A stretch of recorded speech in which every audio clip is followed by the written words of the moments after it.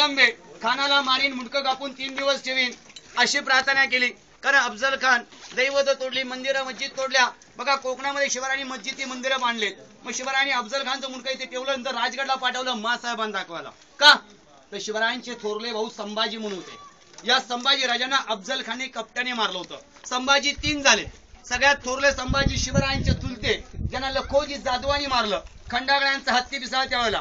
दुसरे संभाजी शिवरायांचे भाऊ कणिकगिरीच्या लढाईत अफजल खानने मारलंय.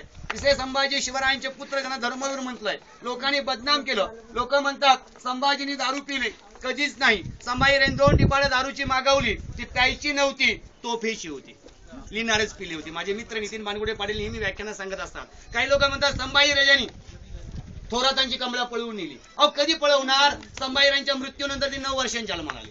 कधी पळवणार? त्याचं काय भूत थांबलं होतं? संभाजीराजांना पकडलेली साखळी सापडले. संभाजीराजांना पकडलेली साखळी सापडले ते सगळ्यात